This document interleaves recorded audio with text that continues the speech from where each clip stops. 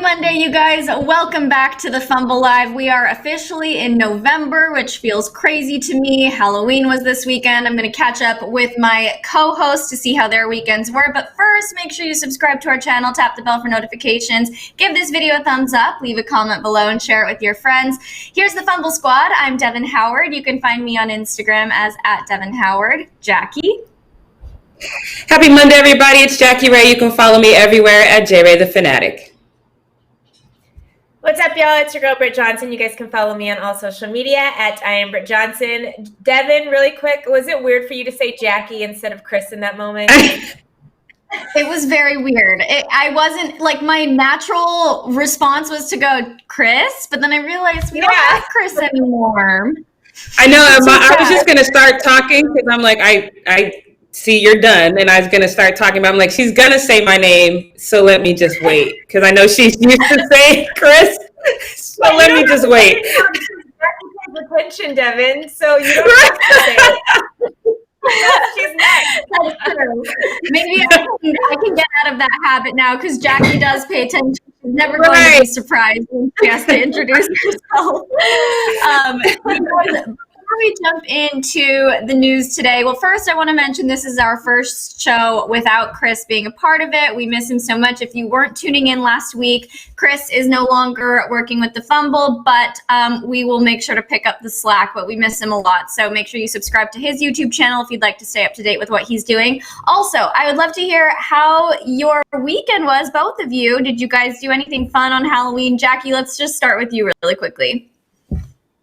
So we kind of talked about this before the show. I got a trainer, and my training started on Saturday, and I haven't worked out in quite a long time. So I spent my Halloween basically resurrecting myself from the dead, because I literally felt like I was dying after that workout. So I spent my weekend trying to resurrect myself so I could be here for y'all right now. Wow, some dedication. I was eating vegan cupcakes and cookies and muffins on Halloween. So you were working out. Oh yeah, they were delicious. It was so okay. good. I had some chips and guac too. I mean, I just ate a lot of stuff. So you were working out. I was stuffing my face with food. Britt, tell us what you did on Halloween. You guys did like a little switch up, a little Dr. Jekyll, Mr. Hyde kind of here. It takes two little steps. What is that? Freaky Friday. You guys pulled a Freaky Friday. That's what I was trying to we did. Yep. I realized I don't care about Halloween. I did not. I went to brunch during the day, and I was like, didn't even at first, because you know how we all live in LA. We know we see people dressed weird all the time. So I saw a couple people with like wigs on or doing something weird, and I didn't think anything of it because honestly, that's LA every day of the week. But then I started seeing people, like I saw a lot of like Tiger King kind of stuff and all this weird. Wait, today's Halloween! Like I completely forgot it was Halloween. And literally that night I watched a Christmas movie. I watched The Holiday on Netflix. So I think I don't care about Halloween. I didn't realize how much I didn't care about Halloween until this year. Wow, Britt, you're getting the Christmas spirit early and not celebrating Halloween at all. I like scary movies, so I'm like, I'll watch The Holiday tonight. See, I did watch a bunch of scary movies. You see it, Devin? I love that. I love them so much. I don't know why, but I hate watching them alone. That's my biggest thing. I can't be alone watching a scary movie because then I end up freaking myself out. I live alone. Then I think there's ghosts that are coming out of the closet and stuff like that. So I love watching them by myself because I'm one of those people that talk to the screen like, what the hell are you doing? Why are you going to investigate that? So I can do that and not disturb somebody. But if I watch it with somebody, they're like, can we just watch the movie, please? I'm like, no, this doesn't even make sense. You're like my mom. Whenever I watch a movie with my mom, she's like, why is he doing that? Well, why did he say that? Where is he going? I'm like, Mom, we're all watching the same movie. We don't know why he's doing that. You know, I go to the movies alone. That's one of my favorite things to do is go to the movies by myself because I don't like watching with people. But can I tell you guys, actually I had a creepy story happen in the movie theater. I went to the movies like pretty much empty. I always sit at the very top because I always think somebody's going to come over the side and grab me. So I always sit at the very top. I was in the middle. Movie theater is pretty empty. There's like 2 or 3 other people in there. Some guy comes up. First of all, he has like a trench coat on or something. Comes and sits in the seat right next to me. Empty movie theater. Right next to me, and I'm just like, oh my gosh, what do I do? What do I do? And I didn't want to like freak him out, so he ends up shooting up the place. So I like slowly like roll over and like go like a couple seats down, and I'm like, I literally was sitting there the whole movie with like my taser gun just like in my hand, like waiting to just like have him attack me. But I was like, so who does that? He sat right next to me in an empty movie theater. Yeah, no, freaks me out. Don't like that. Not worth it. I would have left. I would have been like, okay, bye. I'm wasting my money on this movie ticket. Anyway, guys, let's get into some other weird things that have happened over the weekend. Stephon Marbury apparently has a problem with analysts that never played ball. And he had a very interesting analogy. So he said, quote, "You can't break the game down to me if you never played at this level before. If you never had sex and you're a virgin, you can't tell me how it is to bust a nut." So I don't know how I feel about this analogy. It's, first of all, it's just kind of crude. It's funny to talk about, but it's also sort of like saying you have to be a professional chef to know if food is good, or you have to be a real estate agent or an interior designer to know if somebody's house looks good or terrible. So I don't know. I do understand the point that he's trying to make, though. He feels that you can't possibly analyze a game if you've never been in an athlete's shoes before, but I personally think you can have an educated opinion about something you haven't actively participated in. But he had another quote. He said, quote, "I think," he calls out Stephen A. Smith specifically. He says, "I think Stephen A. Smith, he does what he's doing for TV. That's it. That's the best way to paraphrase what it is that's actually happening and what's going on. Stephen A. Smith has never played any professional sport, and I think when you have these guys like him and Shannon Sharp, when you have a football player talking about basketball, I think you're doing an injustice towards people's ears and understanding about what's actually happening on the court." So I want to take it to you guys. Do you agree with him or do you disagree with him? Britt, let's start with you, and then Jackie, let me know your thoughts right after that. So his analogies were wrong from the beginning. So first of all, like you being a professional athlete and you having knowledge about the sport isn't the same as being of course, a virgin can't tell you about sex, but you don't have to be a porn star to tell somebody about sex. Right. And really, a professional athlete would be the porn star. You don't have to be that to know how to tell somebody about something. Secondly, the Stephen A. Smith reference is completely bogus when you're talking about an analyst, because guess what? Stephen A. Smith is not an analyst. He's a host and commentator. And Jackie knows, I talk about this all the time. There are different names for just because we're talking about sports doesn't mean our job titles are the same. There are hosts, there's analysts, there's reporters, there's anchors. There's so many different people. There's people that do play-by-plays. Like there's announcers. There's so many different things in the realm of it. Like it's literally like comparing it to if you are the water boy on a basketball team, or if you're the trainer, or if you're the coach, or if you're the whatever. Those are all, yes, they all work on the basketball team. They're all employed by the Lakers or Clippers, but they all have different jobs. And that's the same thing in this business. Like we don't all have the same job just because we are, here on ESPN or on the Fumble or on Fox or whatever. Different people have different jobs. Stephen A. Smith is not an analyst, first and foremost. He is a commentator and a host. So I think everything that he said doesn't even make sense because he doesn't even know what he's talking about. Like you don't know what you're talking about. And if you do look at most of the analysts, they are former athletes. They are. Like the analysts are, the anchors are not, reporters, hosts, commentators, those aren't. But if you really do look at the analysts, most of them have played. Tony Dungy, like most of them have coached or played at some point. You look at some of the best coaches Greg Popovich has never played at a professional level. Bill Belichick has never played, but can still, coach the heck out of a team and understand it. So I think everything that he's saying is bogus. I do get it as far as, and which is why the business gets it too, because most people that are in those positions for analysts are former athletes or former coaches. So You just got everything on the wrong marker here. Yeah, for me, I think it's funny because, hearing him say, oh, if you've never played the game, you shouldn't talk about it. The first thing I think about it is Charles Barkley, who actually played the game, but should actually never talk about it because he's not that good at it. So it's like I don't really think that is a qualifier. And random story, I think I've shared this several times, that I paid for my first year of college bowling on the amateur bowling tour. So I actually had a coach at that time. I had started to see a decline in my game. And one day I was just literally out practicing, and this random dude walks up to me, and he totally changed my life. He told me, he's like, you need to stand here, throw here when you're throwing your ball this miles per hour, and blah, blah, blah.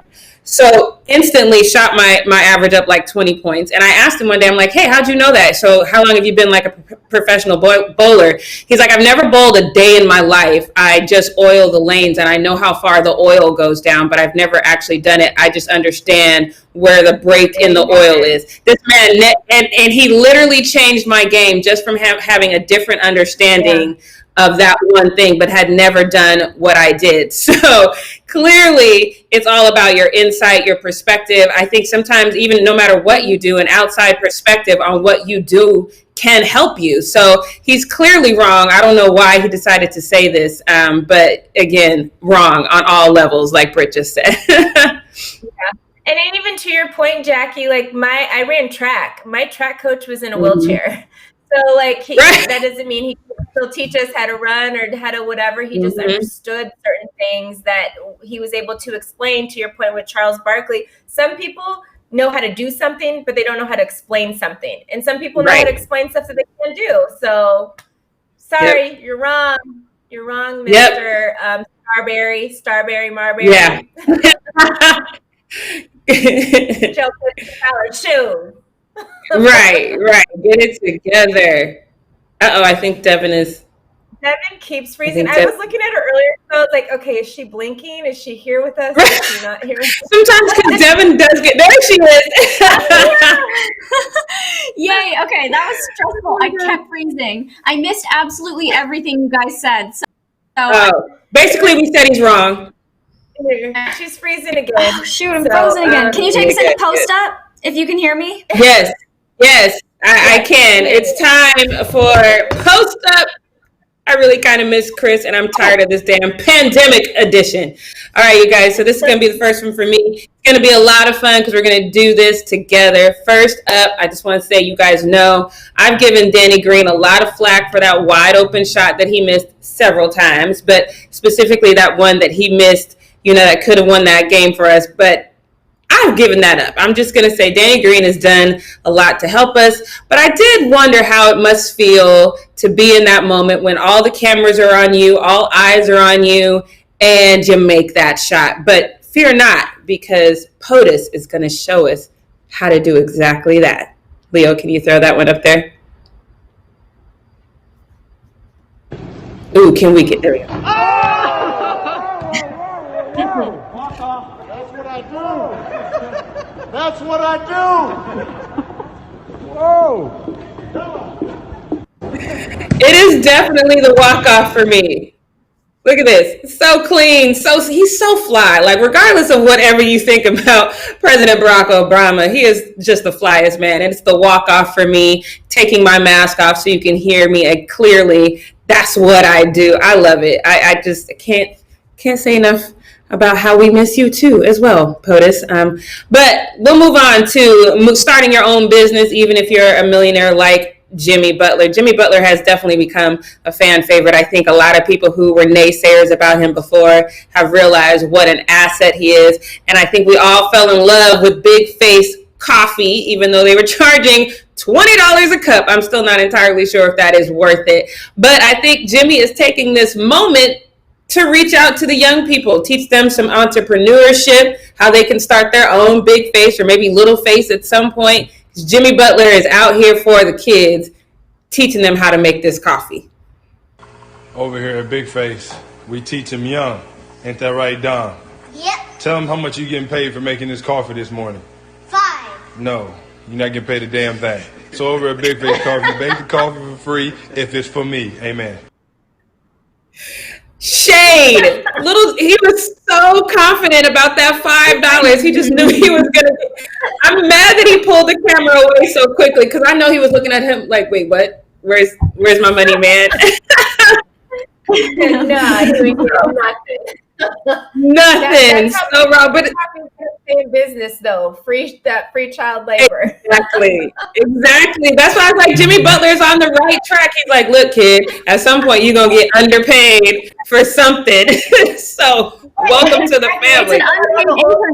White men to become rich. Say it again, Britt. I said, ain't that what all the old rich white men did to become rich back in the day? That's true. Saying. That's true. Yep. Devin said it's an unpaid internship. Those suck. But yep, that's exactly. I will say I learned a lot in my unpaid internships. So much, but would have been nice to get a little bit of cash.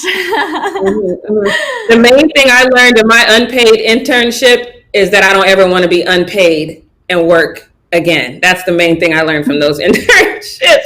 But this next one is one where I definitely wish that Chris was at least in the chat because this is his roommate, aka his adopted stepfather, throwing some, once again, shade at the Lakers. No one's surprised by this, are we? But let's take a look at Mr. LeVar Ball. Small hint, like I said, I wanted him either in New York or Detroit.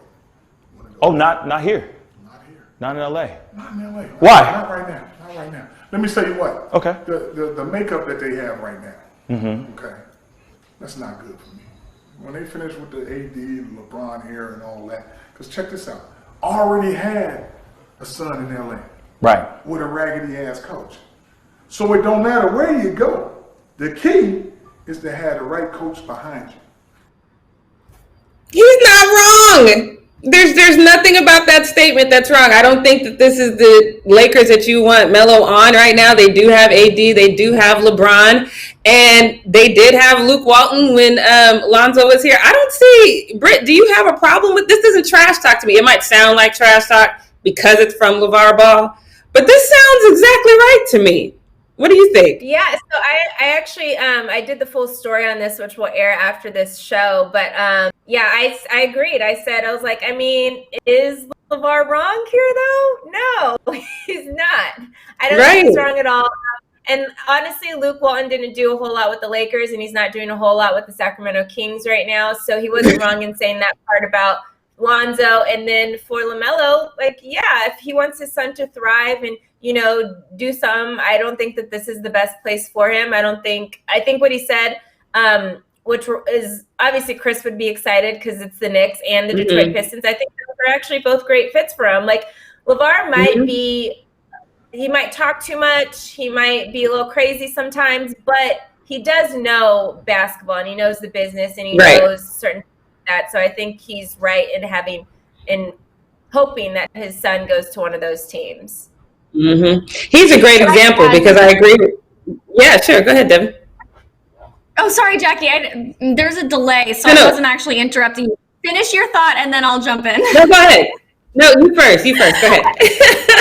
Okay, I was going to say that I think it's funny that we all promised we weren't going to mention the Knicks on the live show anymore now that Chris is gone, and here we are, day one. We've got LeVar talking about the Knicks. We're talking about the Knicks. So we can't escape him. His roomie. Yep. His roomie and LeVar brought it up again.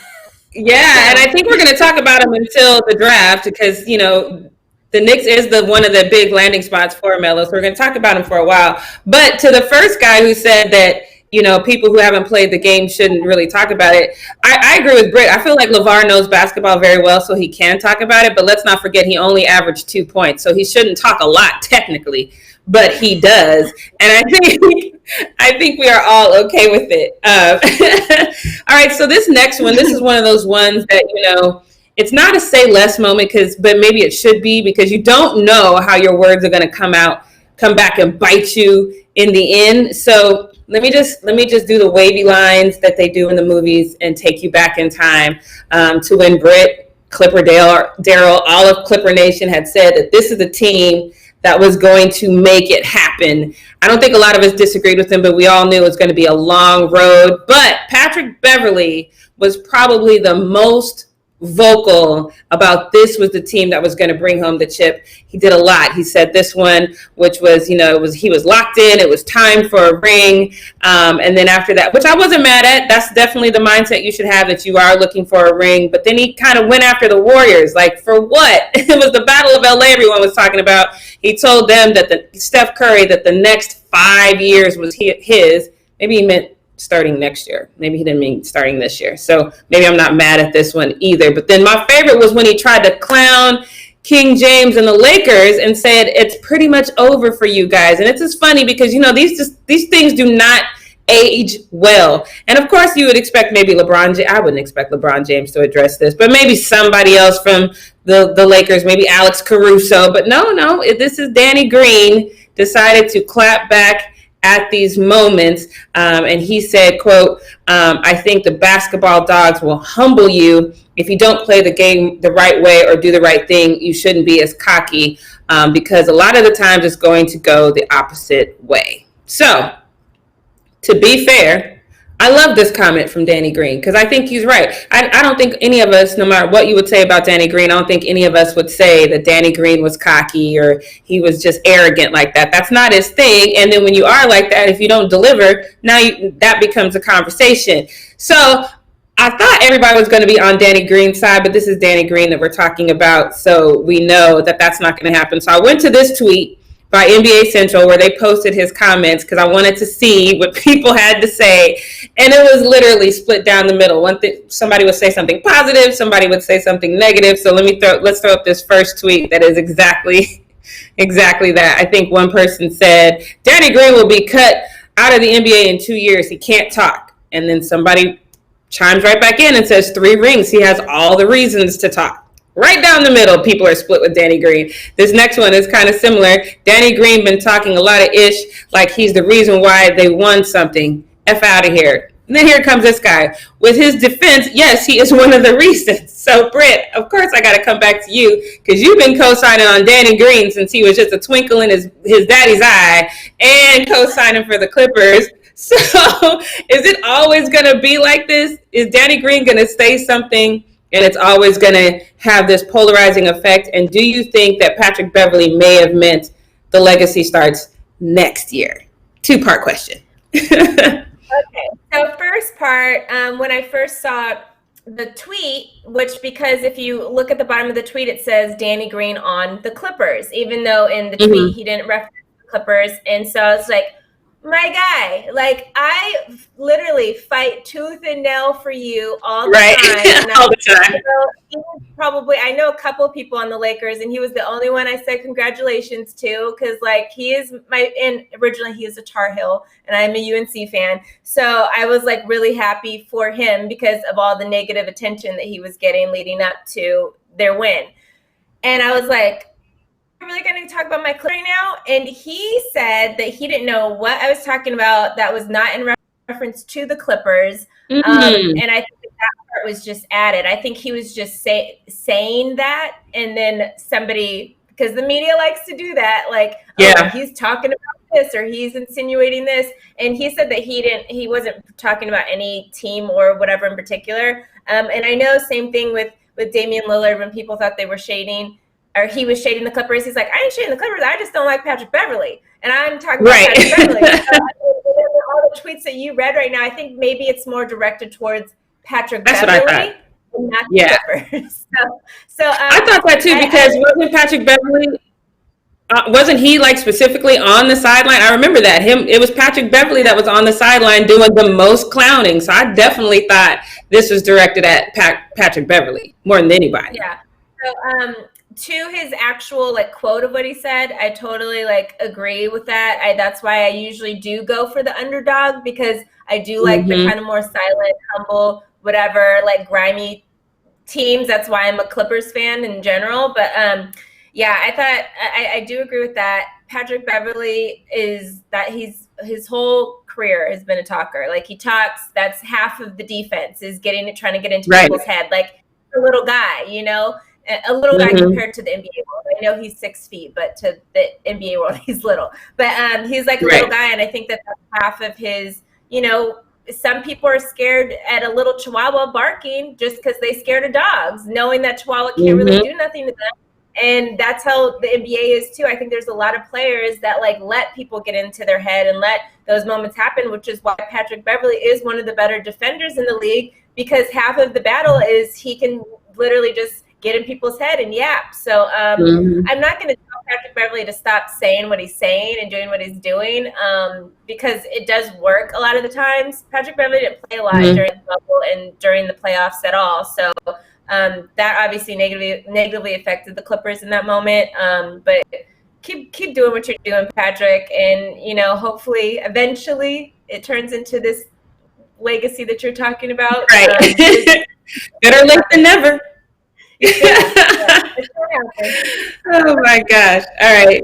So sticking with the basketball theme, if you guys have not checked out The Shop on HBO, I would just highly recommend it, you know, besides the fact that LeBron is on it and produces it and all that good stuff. It's just a really good show. It's kind of a good moment to see what goes on in the mind of a lot of these athletes. And if you haven't seen this latest one, you probably have seen clips of it all over social media, because President Barack Obama is in that one as well. And he's just like, I think everyone's just having nostalgia memories about him right now because of what we're going through as a country.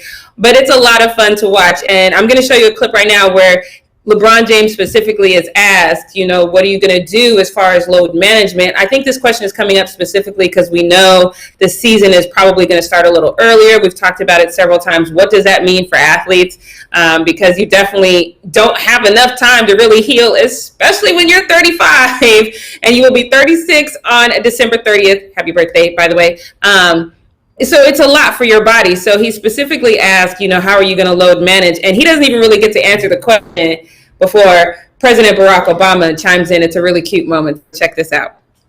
LeBron, the season's coming up. You got 10 more years, 5 more years. God. You look like you got about 5 to 10 when last time we seen you. You know what though? He's definitely gonna have some minute restrictions. I'm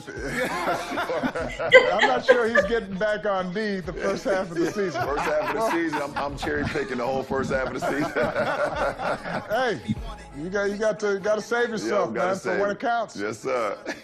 let Anthony Davis do all the work, man. That's what I got for. Yeah.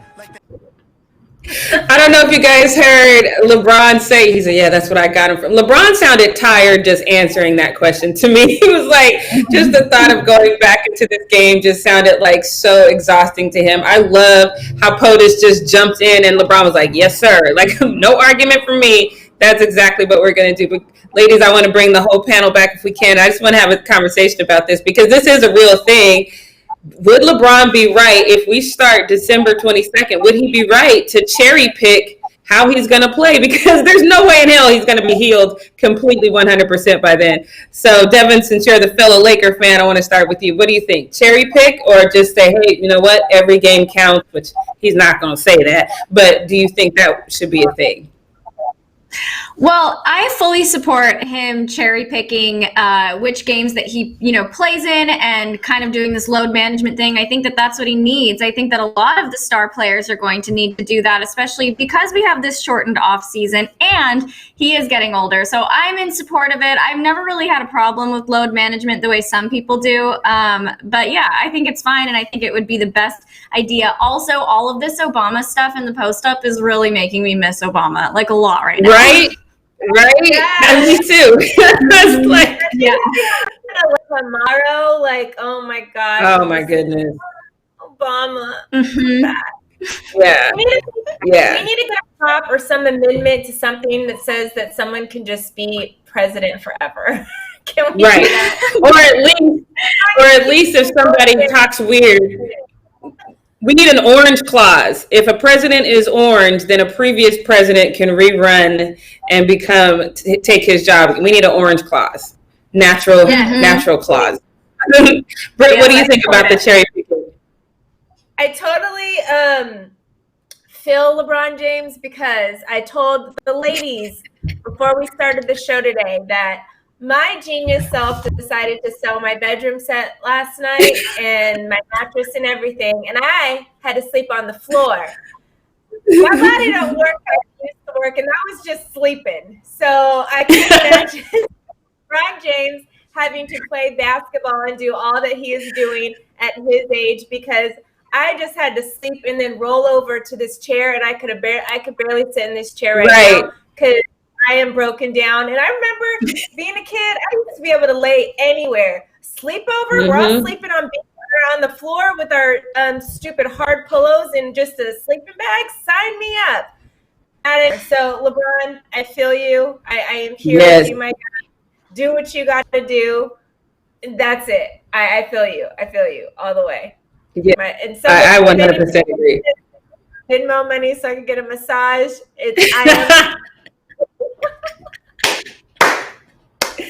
I know hey, can you share it with me? Because me trying to go hard for this trainer is not my best plan. My whole body hurts. I'm trying not even to laugh that hard right now. It's ridiculous. Yeah. All right. So last week we talked about the uniforms for the Pelicans. Their city uniforms were leaked, and we all thought that they were trash. I didn't think that they were real, but sadly, apparently they are. So now a lot of those city uniforms have been leaked all over social media. I have not seen the one for the Lakers yet. I'm still waiting to see that. But the Memphis Grizzlies jerseys were released, and Ja Morant seems to really, really like these jerseys. He responded to this saying like they very cold with the eye emoji. And I actually really like these jerseys. I think they're basic but cute, and they've got colors that pop in it, which I really love these jerseys. What do you guys think about these jerseys? Do you guys like them, especially compared? I don't know if that's a fair comparison because them Pelican jerseys was trash, but I think Devin is frozen again, Britt. So what do you think about these jerseys? I do. I really like them. I think it pops. It actually kind of reminds me more of something that like when it was the Charlotte Hornets, Bobcats era, like what they used to wear once they first moved from New Orleans. So like I like it. Like I like the colors. I like the pop in them. Like obviously Miami usually always has my favorite jerseys. I'm waiting to see theirs because they usually have the best ones. But no, especially for Memphis, get it, Memphis. Like these are low key fun. I like them. Yeah. So I think I sent Leo a picture of Ja in his regular Memphis jersey. So here's the problem now. So if we could throw that picture up and just show, first of all, I picked this picture specifically because he doesn't look like he really liked his jersey. So this is their regular jersey, which is very, very basic. So now we're having like the opposite reaction than we had with the Pelicans, where people were mad at that jersey. Now people are saying, well, what the hell? This jersey is better than our regular jersey. So we have some responses to that one. Grizzlies have the most fire throwbacks and like some of the worst modern jerseys in the league. And then this other user says this jersey is better than their actual basketball team. Does he mean the whole basketball team or just the jerseys? I was a little confused on that one. But yeah, that's one of those things where I do wonder that though, like when your city jerseys are this much better than your regular jerseys, do maybe you kind of slowly navigate to the other jersey and then next year get a different city jersey? Like what are you guys' thoughts on that? Because this compared to their regular jersey is knocking their regular jersey out the park. And I mean, how are you just gonna keep playing in that basic how? Miami Heat's regular jerseys, they're trash too, and they just always have just the black, the red, the white, like, and they're just plain jerseys. There's never anything exciting to Miami Heat's jerseys. But then they have their city jerseys, which is like, oh, it's this collector thing. It's something that like, and you know, we all know you only get city jersey, you make it to the playoffs, so it's like to have that moment where it's just like, oh, this is our celebration jersey. So I feel like they should look better than your regular jersey because it's like here we're being congratulated for having a decent season last year. Okay, I see what you're saying. So now I go back to basic until you get back to that good again. I got you. Until I get to that level again, and then I get another cool jersey. Unless you're the Pelicans, you know, I don't know. and then you get what they got. The bubble and whatever happened with the bubble, so they did it a little bit different this year. But you know, that's so ugly. They really want us to get one. Yep. Devin, do you have any thoughts on that? I was going to say, I don't typically mind a simple jersey. In fact, I usually prefer that. Obviously, the Pelicans really missed the mark. Yep. I'm frozen. Yep. Okay. So let me let me get on to this next one. Oh, there you are. I don't know if you're coming or going right now, girl. The spectrum bug has officially hit Devin. All right. So we're going to move on to this next one because this next one got me a little bit upset because in my heart of hearts, I felt like there was no way that this information wasn't widely known. But apparently, Donovan Mitchell has been oblivious this whole time about who Ahmad Rashad is. Now, Dalvin Cook this weekend on Sunday, he tied a record that Ahmad Rashad set in 1979, and he scored 4 touchdowns in one game. So Bleacher Report decides to post that and say that very thing, to which Donovan Mitchell replies with, "Am I the only one that didn't know Ahmad Rashad played football?" So I get it. That record was set in 1979. Donovan Mitchell was born in 1996. So, okay, maybe you missed that. But I feel like every time somebody interviews Ahmad Rashad, or even on the Last Dance, maybe did it come up? I don't know. But I feel like every time he interviews somebody, he either references his football days or somebody else references his football days. Mm-hmm. So I felt like this was common knowledge. So I was a little bit disappointed with Donovan Mitchell. But I will say this. I knew for sure that Ahmad Rashad played football. I knew he played with the Vikings. I knew that he was the ish. But I forgot, or maybe just definitely this one kind of slipped my memory. But this Twitter user posted something that I was like, I forgot all about that. He said, "This has to be a damn joke as old as you are, as he has one of the most famous Hail Mary catches in NFL history." I have to make sure you guys see this because I know some of you guys in the chat have no idea what that is. Plus, it's going to be a lot of fun to see how. Yep. So first of all, sit back, relax, get ready, because this is going to just look like some sort of throwback to like a Freddy Krueger movie because it's got that kind of 80s vibe to it. But Leo, if you've got that ready, let's check out this great Hail Mary catch. In favor of Cleveland. 5 seconds left. First down, Cleveland 46. 3 wide receivers right, Kramer back to pass. He's going deep, down the right side, and it is fought for, and it is touchdown! Touchdown! Rashad! Absolutely one of the great dramatic finishes.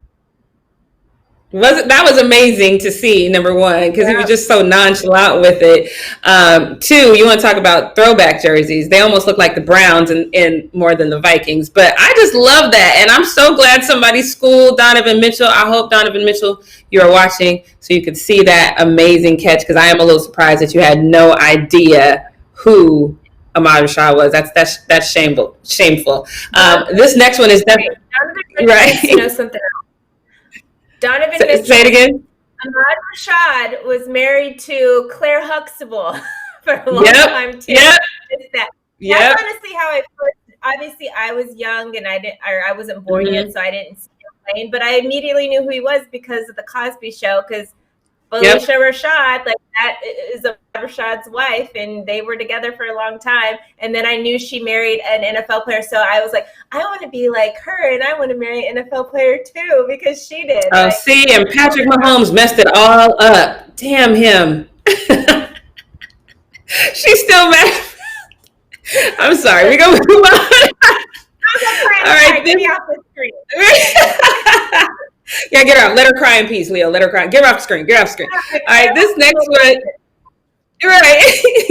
This one is, I posted this on my social media if you guys follow me, because you guys already know that I have a personal vendetta against Chauncey Gardner-Johnson because he's the reason why Michael Thomas had to sit out a game for fighting.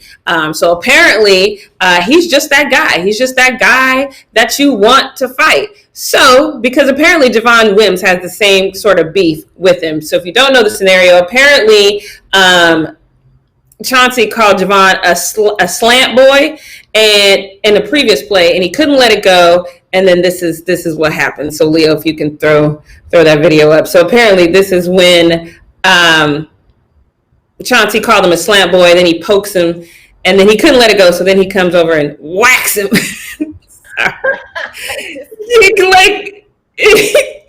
Oh, I'm so mad that it got frozen a little bit. But he whacks him, and then Chauncey has absolutely no response to it. He kind of looks at him like, oh, Are you okay? And then he hits him like 2 more times before the refs even throw a flag, which is crazy to me because they weren't even affected by his little hits either, which is so embarrassing because you went over there and hit that man with all of your might and he wasn't even fazed by it. And then he even took to Twitter or Instagram and then he posted, first of all, I hate the way he did this. It looked like he did it in notes and put it all the way down at the bottom. But he says, that man punched like a female. Don't cap for the gram. You don't know how hard I hit, sir. That's number one. But them hits definitely wasn't landing right. So I feel so bad for Javon because he did all of that. And them little soft hits was not getting it. But it's too bad for you. Stop. Don't hit if you can't hit hard. And then this next one, I didn't want to talk trash, but I don't like this one too much because it's a LeBron one, and I know everyone's going to talk trash. But we all know DK Metcalf has been out here living his damn life. He did very, very well on Sunday. We know he was a defender and chased down that guy running 21 miles an hour week before last, and then this week he has 161 receiving yards and 2 touchdowns. So LeBron decides to tweet about it, and he said he called him Baby Bron, which I thought that was a compliment, but you know me, had to go to because LeBron posted it on his Instagram, so then it was posted on Twitter, and then I had to go. SportsCenter posted it on their Twitter, and then from this I wanted to see what people had to say, and of course they had to talk some trash. So this first one said, Baby Bron, guys, he's in his second year. He's getting ahead of himself. Okay, he said baby. So the second year thing is irrelevant. And then this next one just really goes, people don't pay attention again, because he says, DK is in a league of his own. I hate this comparison. Bron didn't play football. Yes, he did, sir. We've talked about this how many times that this man played football. This is just people just trying to find a way to hate LeBron. There's a lot more hater ones, but you guys know I'm a LeBron fan, so I was not going to get into all that. But I like the compliment. I like that LeBron is just out here watching football and acknowledging greatness. So shouts out to him and shouts out to DK Metcalf because he's out here doing the damn thing. And then this one, again, I hope everyone voted early. If you haven't voted, make sure you get out and vote. But apparently, it's not just the vote we have to worry about. Apparently, people are out here betting on the election. I didn't even know that was a thing. I didn't even know that was a thing. But Betting Online posted this tweet that said people are betting on more money has been bet on the presidential election than the Super Bowl. So that's last year's Super Bowl, which is crazy to me. And so people had cute reactions to this. One guy was like, how is that even a thing? And then I think I have one more tweet. Leo, if you could just throw that up, because I didn't write it in my thing, but if you didn't, it's fine. Oh, so it says, I hope it goes the right way. That took me a second, but now I get what he's saying. But this one, I had to ask Britt about, because I know, Britt, you have done some betting and have been sponsored by betting. So it says, sharp money always on the dog. What does that mean? Does that mean the underdog? Yeah. That would mean the underdog, I would assume. I don't know, because I've never talked about betting in reference to presidential elections. Right, that's what I'm saying. I don't know. So I was I don't even think. I mean, I work with a betting company and stuff, and I have never seen it on elections. I've seen it on millions of things. Like, oh, is this guy going to do 2 touchdown dances after he scores, or whatever the case is. I've never ever seen a bet, a prop, and nothing on a presidential election. So all right, you got me there. That's good, because I was like, I have to ask Britt because I don't know what the hell this means. So we still don't know what the hell it means, which is good because why y'all betting on an election? But this last add really quickly. Oh, I hope that all these people who are betting money on the presidential election have also actually gone out and voted. That's exactly what we really need to have happen. Yeah, right. And is there an under over? Is this a money line? What? I don't know. Are we doing parlays with the cops and the judges too? What's happening? I don't know. All right, you guys. This last one, if it was up to me, Post Up Jackie Ray edition would be filled with kids because they always crack me up. They're always hilarious. They never really know what they're doing, and this video is no different. This kid is playing kicker, but if I had to bet, I'm pretty sure he's going to be moving on to a different position. I'm gonna let you guys guess which one that is coming up, but let's take a look at that video. Leo, if you could throw that up there.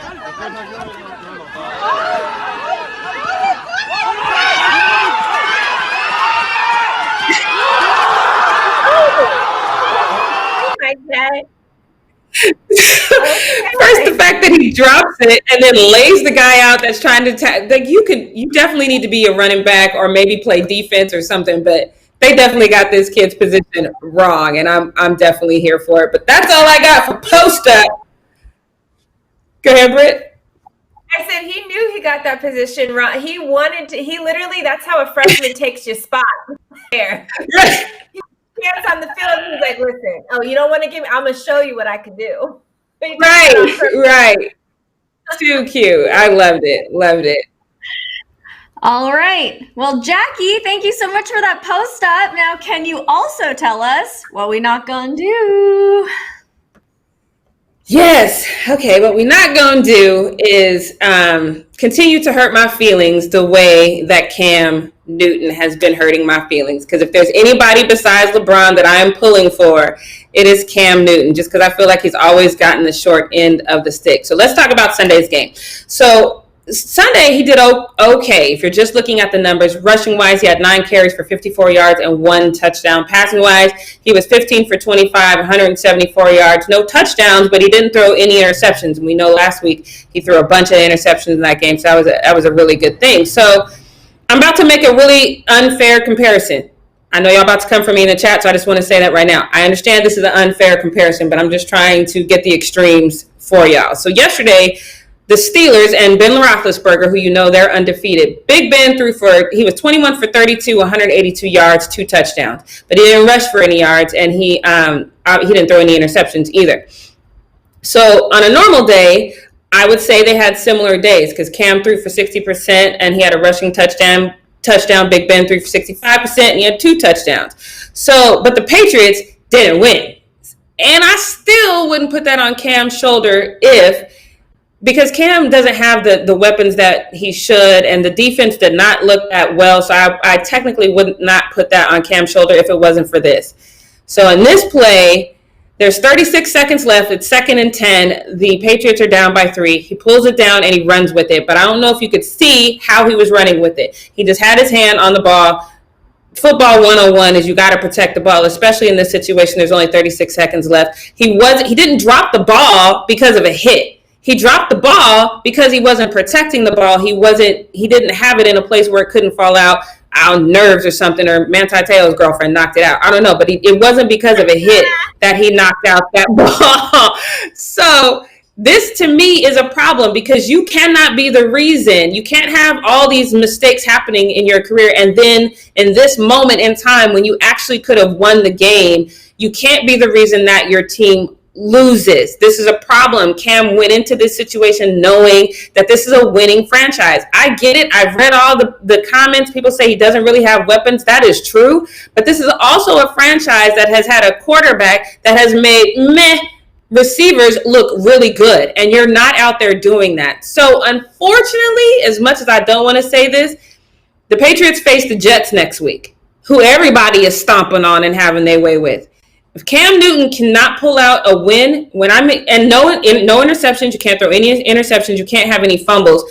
You don't have to have this big spectacular passing game. You don't have to have this big spectacular rushing game, but you can't have the kind of mistakes that can cause you to lose a game. And if he does, I think they have to pull him. I think you have to give the kid a chance, the next kid up a chance just to see what they're going to do because your season is tanked anyway. So what we're not going to do is be out here making these kind of mistakes, Cam, and you know that your job is on the line. You have to do better. You have to protect the ball. You cannot be the reason why your team loses. I'm definitely rooting for you, but you have to do better. That's all I got to say on that one because I know we're running low on time. But Jesus, Cam, my birthday is on November 9th. That's when y'all face the Jets, okay? I expect a birthday win in my honor because of how I be rooting for you. Please. Thank you. That's all I got to say about that. So, Devin, are you frozen or can you beatbox? Okay. I am here, ready to go. Okay. Because it is time for Britt's takes. Britt's takes. You could be frozen the whole show, but as long as you're there to do that, Devin, we're good. Thank you, Right. Spectrum. Thank you, whatever internet gave you that opportunity. I appreciate it. All right, we are going to really quickly do this break today. So obviously, my Cowboys were terrible this year, right? We lost to Dak. Andy Dalton was our backup quarterback. Even though he's been a starter for 9 years, he's acting like he's never played football a day in his life. And now we got Benny Boy. And Benny Boy, I wanted to learn a little bit about him just because he's our quarterback right now. And this is the way Dak came in. Dak was a 4th round pick and ended up having to start after being the third backup his rookie year, and became Dak Prescott. So I'm like, maybe there's something to this Ben guy. So I look up his stats. He's, 23. He's 6'2", 210 pounds. He went to James Madison College. He was drafted in the 7th round with the 231 pick of this year's draft. On October 19th, he made his debut to relieve Andy Dalton. Now, Andy Dalton wasn't hurt that game. The next game, he got hurt. He had a concussion, and so Benny had to come in that moment. And then yesterday, he made his first career start in the NFL against the Eagles. Eagles are trash. Cowboys are trash. It's no big deal if, you've never started a game before. You should be able to handle that, because another guy also debuted as a starter this weekend too, Tua, and he played against one of the better pass rushing defenses in the league. So I'm like, okay, you know what? Tua had a much harder job than little Benny did. So I wasn't worried about it. He finished 21 of 40, 180 yards, 2 fumbles, no interceptions, no touchdowns. That's fine. But then my research took me somewhere else.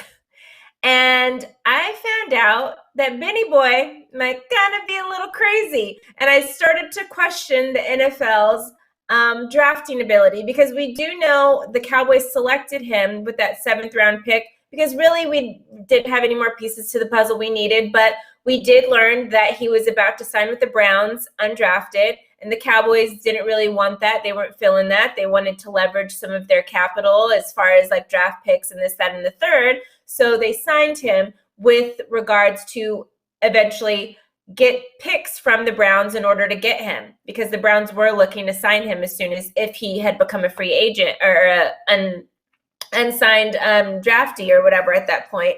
And the Cowboys wanted to use that as leverage. But lo and behold, we ended up needing him as a quarterback. So we did not do our due diligence in looking into his past. I don't know why NFL scouts don't look at Twitter accounts. Don't worry, Jackie. These aren't racist tweets that I'm about to show you, so we don't have to worry. Ben is not racist, but I might be crazy. Leo, let's get these tweets going. So these tweets are, from 6 to 7 years ago. The first one says, I wonder if horses want to eat us when they're hungry. Next. 420. Yeah, woo-hoo, which probably explains the first tweet. Next tweet. Oh, God. I'm wearing an Aaron Hernandez jersey to school tomorrow. If you guys don't know who Aaron Hernandez is, he killed, for sure, one person, which was one of his friends. Right. Well, he immediately after signing an $80 million extension with the New England Patriots, and then supposedly killed 2 other people at a time before that, and then ended up killing himself in prison. Ben wanted to wear an Aaron Hernandez jersey to school. And then our final one we have here, I think we have one more, Leo, because I just did 3 of them there. Sandusky is up for president. And I think he's meant to say, let's go. Well, you guys know who Sandusky is. You know the situation that happened at Penn State with him messing with little children and this, that, and the third, and knowing situations that were happening before and was okay with everything. My guy, is this, I don't know what to take of this. Like, these are all, and I'm hoping that this is all off the 420 stuff, but I don't know if weed makes you that crazy. Maybe he was doing some edible stuff. Maybe he had some lace stuff, but I have some questions, and I'm wondering if a guy like that should even be on a football field, knowing that he's missing quite a few screws up there, because this is not cool. Yes, these tweets are old. I don't know if he's got off the weed since then, but I don't need Smokey in the pigeon coop kind of moments with the quarterback. Jackie, what do you think this man is on? Should I be concerned? Yes, I know Andy Dalton was just on concussion protocol, so he might be in the lineup again next week. But should the Cowboys cut the loss now after seeing those tweets? Because I don't know about this kid. So I'm going to say no, only because when Smokey ended up in the pigeon coop, it was laced with something. So I think maybe he got a bad batch. Maybe now that he's in the league, you know, and now that it's legal in most places, he can get the medicinal kind, which is just basic weed. And then now we won't get these random tweets. And yeah. Kevin, what are your thoughts on these tweets? Should the Cowboys cut their losses and just get rid of this kid, or do you think he's probably just a child? He was a child and he was an idiot and he was probably really high. See, I think he was just being dumb. I think he was being a troll and posting things just for the reactions. I mean, some of those tweets are from, or maybe all of them were from like 2013, so it was a while ago, but I don't know. It's a little alarming, but I think he was trolling. And Aaron Hernandez hadn't been convicted in 2013, had he? If my timeline is correct, that came later, didn't it? I think that's this year it happened. I think that's the year it happened. Oh, that's the year it happened. Yeah. Well, damn. Well, then I got nothing. They were on trial at that time, at least I think. But I'm gonna have to go with. I'm going to have to go with Crockett's catchings. He said, Jerry don't care about them tweets. He don't. Jerry don't care nothing about them damn tweets. Oh my gosh, this makes me so... Wait, the Cowboys had a guy on their team. Yeah, I forget his name. The vehicular homicide guy. Huh? Do you remember the guy on the Cowboys who was driving while he was drunk and had committed like vehicular homicide or something like that? Do you remember that? So if you didn't care about that, these tweets, everybody's alive. Well, except for the people Aaron Hernandez killed, and he's literally saying wearing his jersey. And all the people that Sandusky, molested or whatever, or let be molested. Right. I don't know. They're just weird. They're super kind of like cryptic in a weird way. Like, I feel like he's one of those kids I would have been worried about shooting up the school. So don't go into no Cowboys facility trying to shoot people up, my guy. That's all I'm saying. I will be watching. The good thing is, though, Britt, he doesn't seem like he's smart enough to even know how to operate a gun. So you should be fine. We've already had a rough year as it is. Come on. Right. He gave me Rodgers, but just come on. Danny, come on. Oh my God. All right. Well, you guys, I think we killed it. I wrote in the chat that we are officially the blurry babes of the Fumble. All of us got the blur tape. Thank you so much to Chris, but we are the blurry babes. So make sure you tune in again tomorrow, 11 a.m. to catch the blurry babes spilling the rest of the sports news for you. Subscribe to our channel, tap the bell for notifications, give this video a thumbs up, and we'll see you guys tomorrow. Wash your hands, wear a mask, and get your vote in if you haven't yet. Go to the ballot boxes, do whatever you gotta do. Just vote, people. Vote. That was great.